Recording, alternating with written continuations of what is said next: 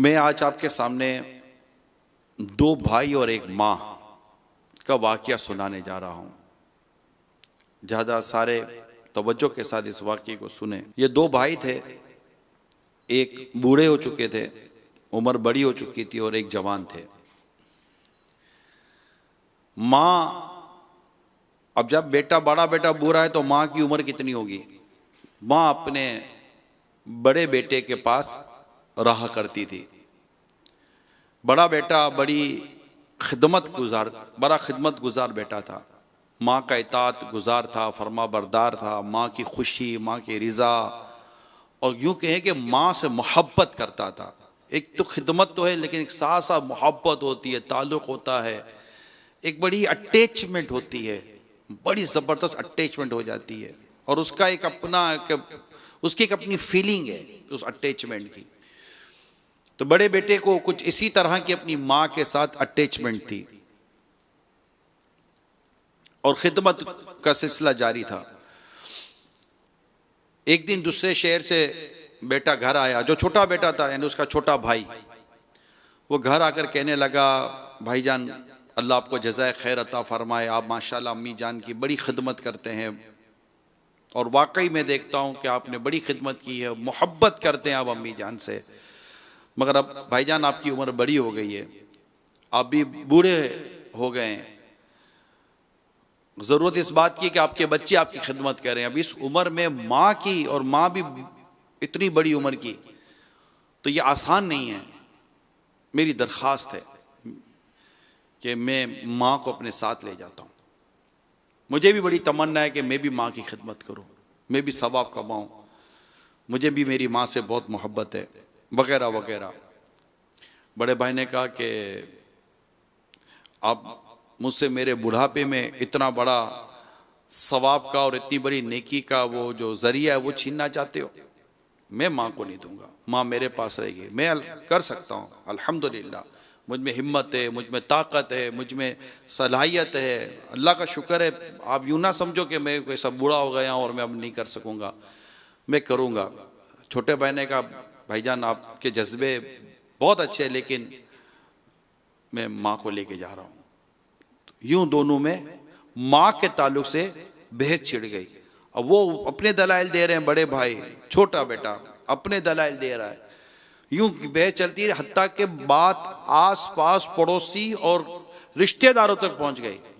Case क्या था? Case ये था कि बड़ा बेटा कहता था, जो बूढ़े थे, बड़ी उम्र के थे, बड़ा बेटा कहता था माँ मेरे पास रहेगी, छोटा बेटा कहता था माँ मेरे पास रहेगी। बड़ा बेटा कहता था मैं माँ की खिदमत करूंगा, छोटा बेटा कहता था नहीं भाईजान मैं माँ की खिदमत करूंगा।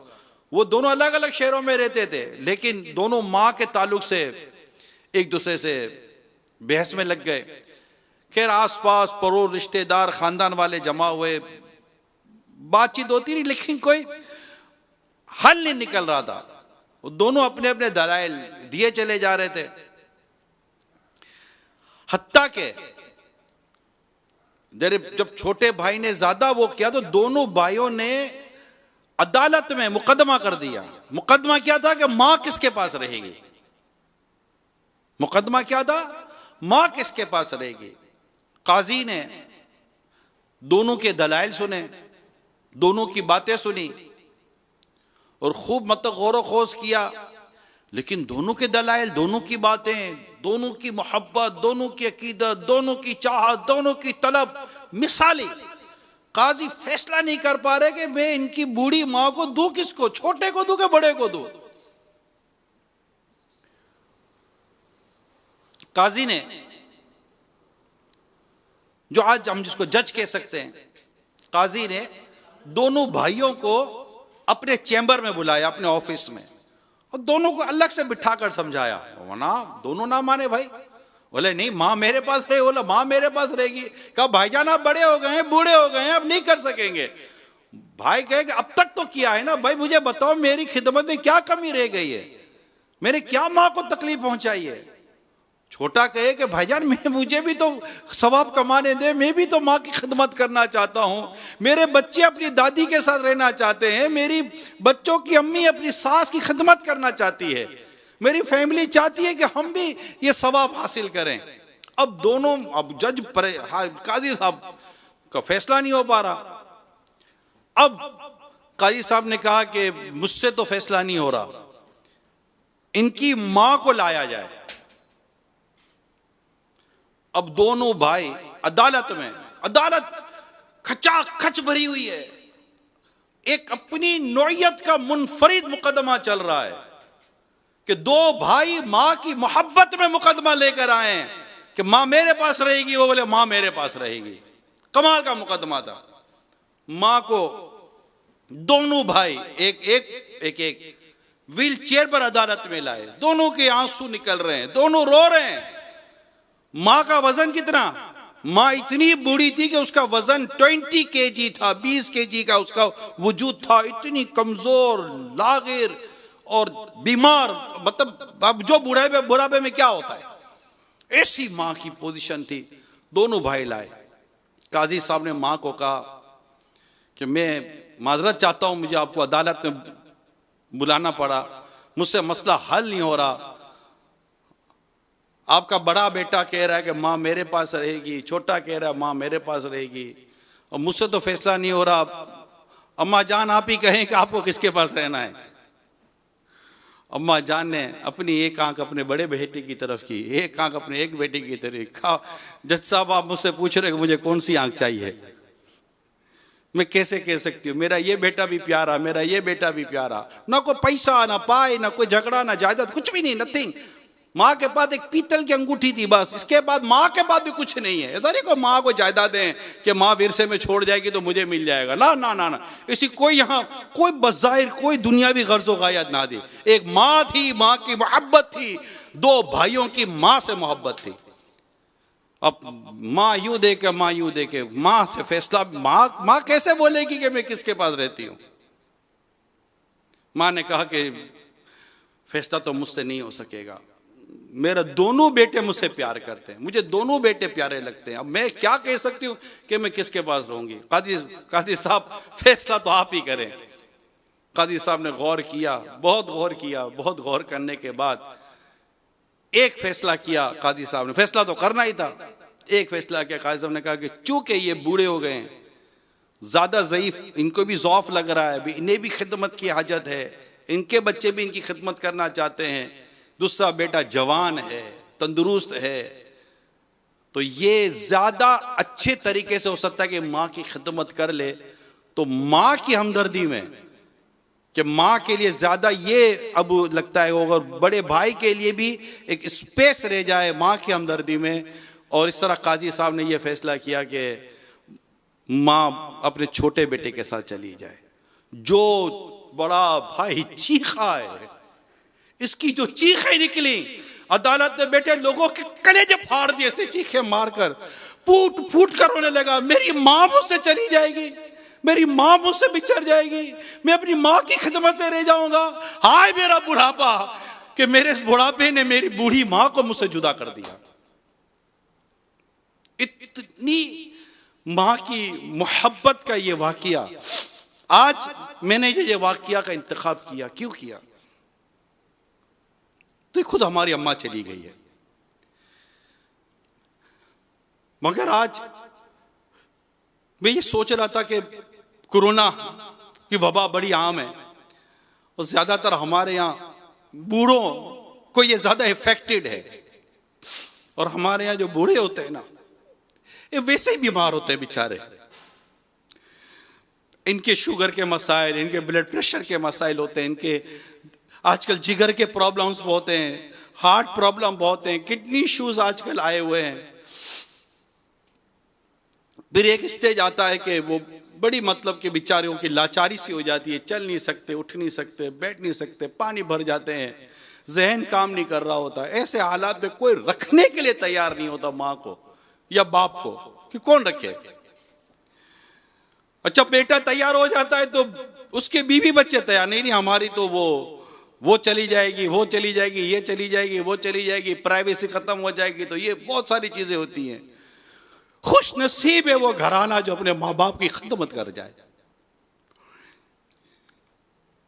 हमारे वालिदैन ने हमारे बचपन में जो सेक्रीफाइसेस और कंप्रोमाइज किए, अपनी दावतें छोड़ी, अपनी ख्वाहिशों को कुर्बान किया, नहीं जाते थे कहीं, क्यों? बच्चा अकेला रह जाएगा।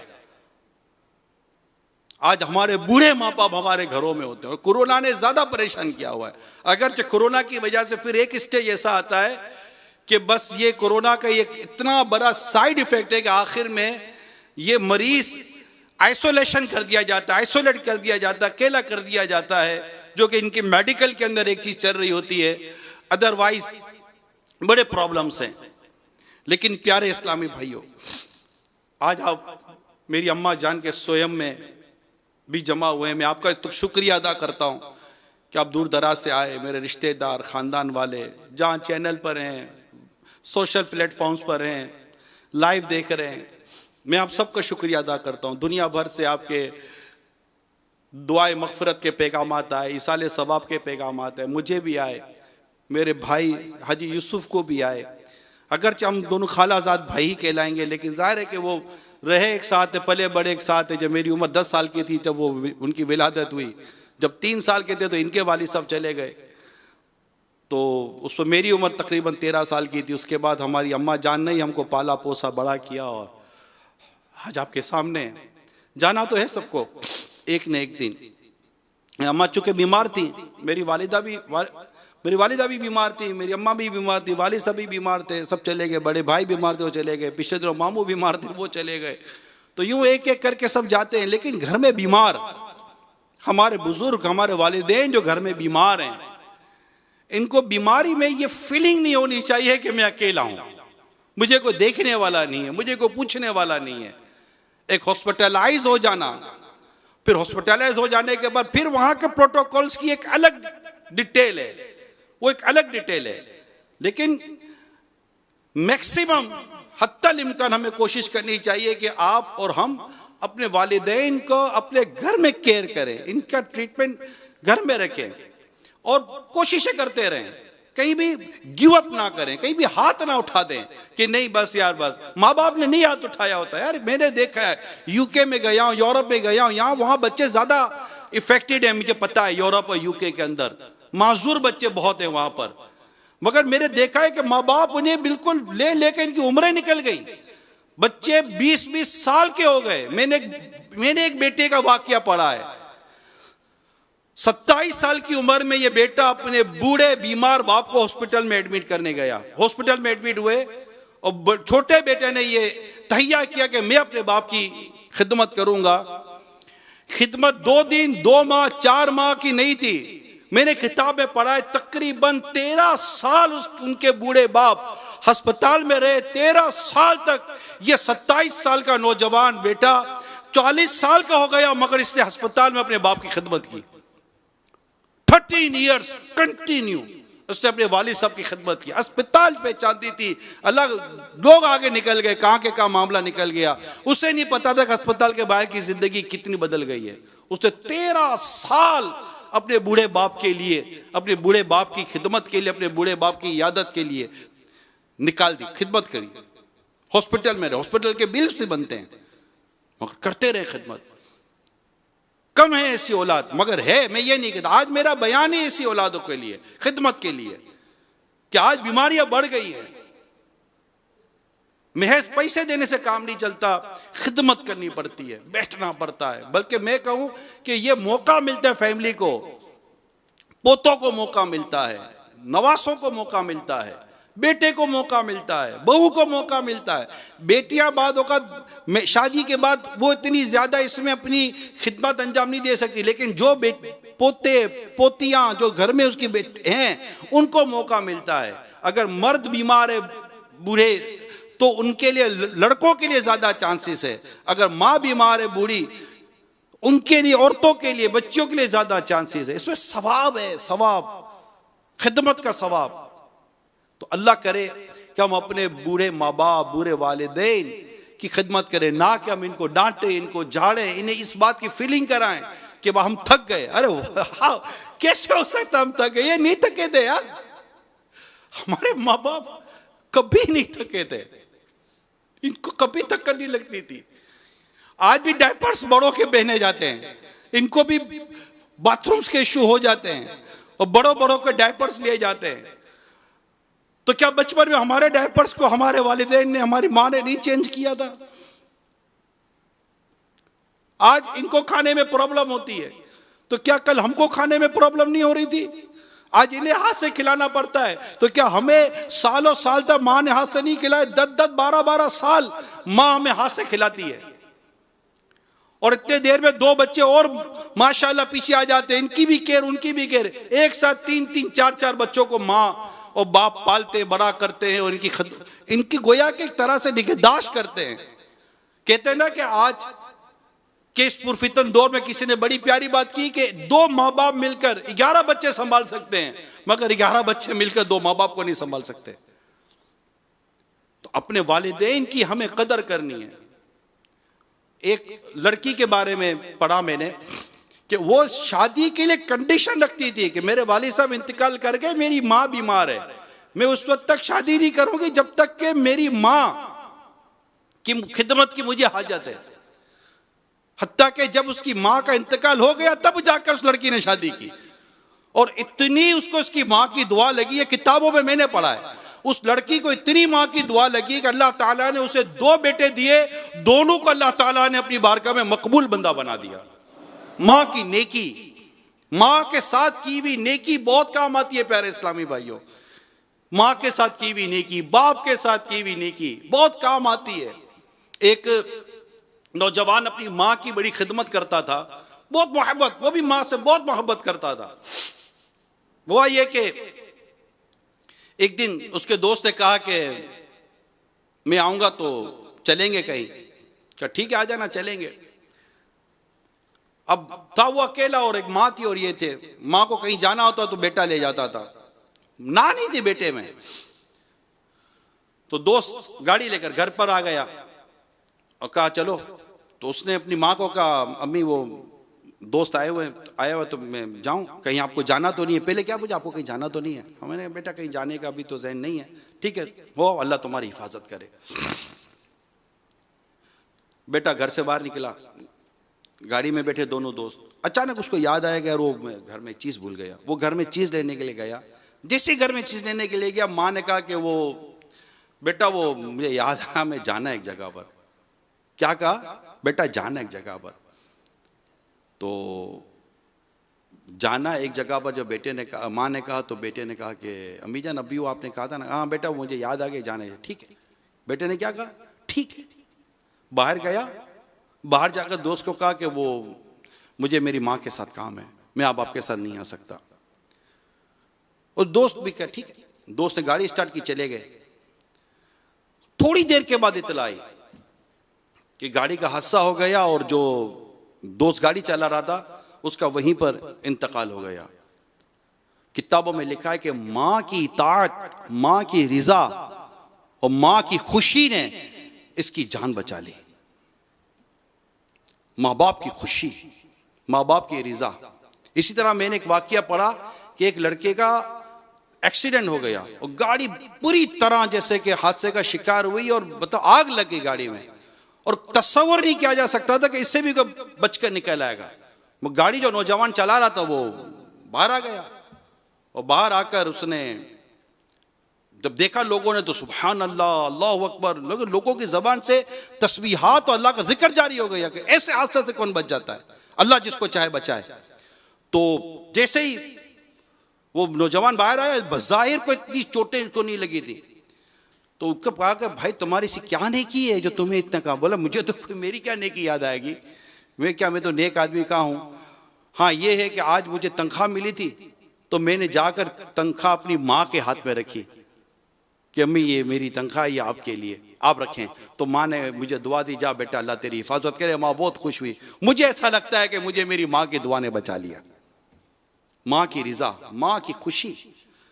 अल्लाह हमें तौफीक दे। मेरे प्यारे इस्लामी भाइयों, मैं आपको मेरे आका आला हज़रत इमाम अहले सुन्नत रहमतुल्लाहि ताला अलैह का एक इरशाद सुनाता हूँ। आप फरमाते हैं कि वालिदैन के साथ नेकी सिर्फ यही नहीं कि इनके हुक्म की पाबंदी की जाए, और इनकी मुखालिफत ना की जाए। सिर्फ यही नहीं, बल्कि इनके साथ नेकी ये भी है कि कोई ऐसा काम ना करे जो इनको नापसंद हो, अगरचे उसके लिए खास तौर पर उनका कोई हुक्म ना हो।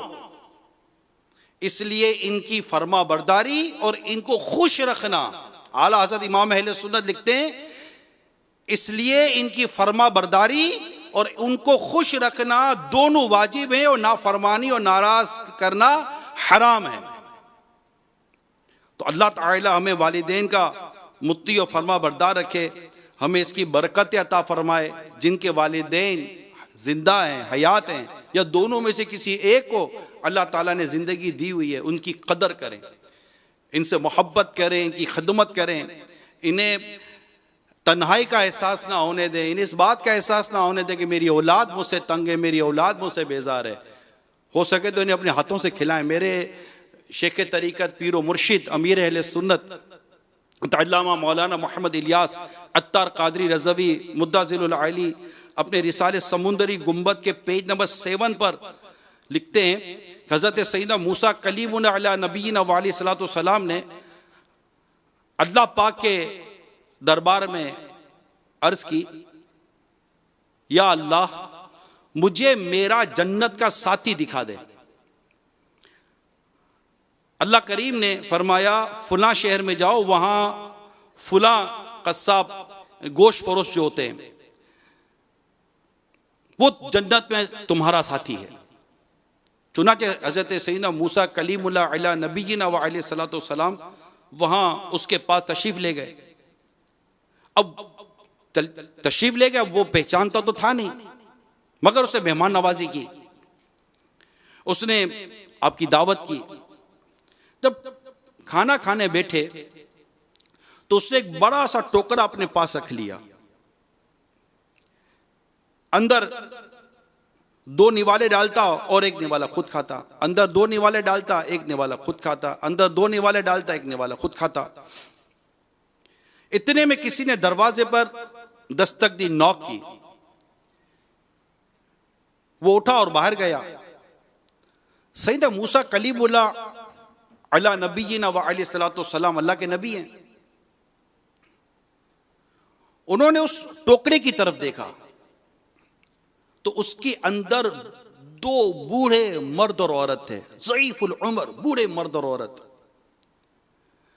सैयदना मूसा कलीमुल्लाह अलैहि सलाम पर नजर पड़ते ही उनके होंठों पर मुस्कुराहट फैल गई। उन्होंने आपकी रिसालत की गवाही दी, यानी शहादत दी, और उसी वक्त उनका इंतकाल हो गया। अब बेटा वापस आया तो उसने उस जंबील टोकरी की तरफ जब देखा तो वालिदैन फौत हो चुके थे। अब वो समझ गया और उसने हज़रत मूसा अलैहिस्सलाम के दस्त बोसी की, हाथ चूमे और अर्ज की, आप अल्लाह के नबी हज़रत मूसा अलैहिस्सलाम हैं, आप अल्लाह के नबी हज़रत मूसा अलैहिस्सलाम मालूम होते हैं। आपने फरमाया, तुम्हें कैसे पता चला? अर्ज की, मेरे माँ बाप रोजाना गिर गिरा कर दुआ करते थे, या अल्लाह हमें हज़रत मूसा अलैहिस्सलाम के जलवों में मौत अता फरमाना। इन दोनों के इस तरह अचानक इंतकाल फरमाने से मैंने अंदाजा लगाया कि आप ही हज़रत सैयदना मूसा अलैहिस्सलाम हैं। बेटे ने मजीद अर्ज की, मेरी माँ जब खाना खा लेती, गौर से सुनो मेरे प्यारे इस्लामी भाइयों, बेटा कहता है हज़रत मूसा अलैहिस्सलाम की बारगाह में अर्ज करता है कि जब मेरी माँ खाना खा लेती तो खुश होकर मेरे लिए यूं दुआ करती, या अल्लाह मेरे बेटे को जन्नत में हज़रत सैयदना मूसा अलैहिस्सलाम का साथी बना दे। सैयदना मूसा अलैहिस्सलाम ने फरमाया, मुबारक हो, अल्लाह ने तुमको मेरा जन्नत का साथी बनाया है। यह है माँ बाप की फर्मा बरदारी का इनाम। अल्लाह ताला हमें भी माँ बाप की फर्मा बरदारी, इताअत का जज्बा अता फरमाए। हम इन्हें नाराज ना करें, चाहे वालिद हो या वालिदा हो, इनकी खदमत करें, इन्हें देखकर सवाब हासिल करें, इन्हें देखकर हम नीकियां कमाएं। और इनकी खिदमत में अपनी ज़िंदगी गुजारें। और जिनके वालिदैन दुनिया से रुखसत हो गए, मेरे वालिदैन दुनिया से रुखसत हो गए, मेरे भाई यूसुफ के दोनों, इनके वालिदैन दुनिया से रुखसत हो गए। कई ऐसे देखने सुनने वाले होंगे जिनके वालिदैन दुनिया में नहीं होंगे। उन्हें चाहिए कि अपने वालिदैन के लिए दुआए मग़फ़िरत करते रहें, अपनी नेकियां करते रहें, क्योंकि जब गुनाह भी वालिदैन की जनाब बच्चे के आमाल वालिदैन के पास हाजिर होते हैं वफात के बाद, ऐसा ना हो कि वो औलाद के गुनाह देखकर रंजीदा हो जाएं, इनको तकलीफ पहुंचे। इनके लिए नेकी करें, इनके लिए सवाब वाले काम करें, इनके लिए सवाब जारिया वाले काम करें। वो काम करें जिनसे इनको सवाब मिलता रहे। ऐसी मस्जिद बनाना, ऐसे किताबों, दीनी किताबों के तहत जो सदका जारिया और सवाब जारिया के काम है उससे अंजाम दें। नमाज पाबंदी के साथ पढ़ें। दूसरा, अपने वालिदैन के दोस्तों के साथ हुस्न सुलूक करें, माँ हो या वालिद हो। जब किसी का इंतकाल होता है तो हम ऐलान करते हैं कि माफ़ कर दीजिएगा, तो उमूमन हम क्या करते हैं, हाँ माफ़ किया माफ़ किया। ये हमारी तरह से देखा जाए तो प्रैक्टिस है। मेरी दरख्वास्त ये है, जब जनाजे पर आकर, मैयत पर आकर माफ़ करना ही है, मुंह देखकर आकर माफ़ करना ही है कि हमने आपको माफ़ किया, तो जीते जी माफ़ क्यों नहीं कर देते हो भाई? क्यों ऐसी जिद करते हैं, तेरे जनाजे में भी नहीं आऊंगा, जनाजे में भी आ जाते हो? क्यों ऐसे ताल्लुकात कायम करते हैं कि जिसमें हमारी माफ़ी और दरगुजर के रास्ते ना हो? ऐसा नहीं करना चाहिए। अच्छा सुलूक करें, बल्कि अच्छा सुलूक रिश्तेदारी के साथ अच्छा सुलूक ये नहीं है कि उसने अच्छा किया तो आपने अच्छा किया, ये तो अदला बदला है। अच्छा सुलूक, सिले रहमी, हुस्न सुलूक ये है कि अगर उसने आपके साथ अच्छा नहीं किया तो आप उसके साथ अच्छा करें। हमारे साथ यही होता है कि उसने अच्छा नहीं किया, हम भी अच्छा नहीं करते। ऐसा नहीं होना चाहिए। हर एक के साथ अच्छा करें और उसके साथ सिले रहमी करें, हमदर्दी करें, अपने रिश्तेदारों का ख्याल रखें, इनके दोस्तों का ख्याल रखें। यही हमारी शरीयत, हमारे दीन और हमारे इस्लाम ने हमें समझाया है, बताया है, सिखाया है। रिश्तों को पहचानो, यहां तक समझाया कि रिश्तों को पहचानो। अगर तुम रिश्ते पहचानोगे नहीं तो इनके हक कैसे अदा करोगे? ननियाल और ददियाल दोनों के रिश्तों को पहचाना ये हमारे बड़ों का काम है। हमारे बड़ों का काम है कि अपने बच्चों को ननियाल और ददियाल, माँ के घर से और बाप के घर से जो रिश्ते बनते इनकी पहचान कराएं, यानी खाला फूफी इनकी पहचान कराएं, चाचा मामू इनकी पहचान होती है। और खाला की तो बात ही कुछ हो रहे कि मेरे हदीस पढ़ी थी कि एक शख्स से बारगाह रिसालत में हाजिर होकर अर्ज की, हदीस बड़ी ईमान अफरोज है और इसमें खाला की मैं आपको एक अहमियत बयान करूंगा जो इस हदीस पाक को मैंने पढ़ा कि हदीस पाक में है, सल्लु अलल हबीब सल्लल्लाहु तआला अला मुहम्मद। हज़रत इब्न उमर रज़ियल्लाहु तआला अन्हु से रिवायत है कि एक शख्स ने नबी अकरम सल्लल्लाहु तआला अलैहि वसल्लम की खिदमत में हाजिर होकर अर्ज़ की, या रसूल अल्लाह सल्लल्लाहु तआला अलैहि वसल्लम, मैंने बहुत बड़ा गुनाह कर लिया है, तो क्या मेरी तौबा हो सकती है? फरमाया, क्या तेरी माँ है? अर्ज़ किया, नहीं। फरमाया, क्या तेरी कोई खाला है? अर्ज़ किया, हाँ। फरमाया, इससे अच्छा सुलूक करो। यहां खाला का जिक्र है खास तौर पर कि वो अदब में, ताज़ीम में, एहतराम के ताल्लुक से माँ की मिसल है। माँ के तो अपने हुकूक बहुत होते हैं, लेकिन यहाँ खाला का जिक्र किया गया। तो रिश्ते पहचानेंगे तो बात बनेगी ना। और पता चला कि बहुत बड़ा गुनाह जैसे हो गया था, अब उसकी तौबा के लिए जब वो बारगाह रिसालत में हाजिर होता है तो सरकार सल्लल्लाहु तआला अलैहि वसल्लम फरमाते, क्या तेरी माँ है? शरा में लिखा है कि इस तरह गुनाह की मग़फ़िरत यानी तौबा होने का एक तरीका बताया जा रहा है कि इनके साथ नेकी करने से अल्लाह ने चाहा तो तुम्हारे साथ गुनाह माफ हो जाएंगे। नेकी है ना, नेकी गुनाह को मिटा देती है।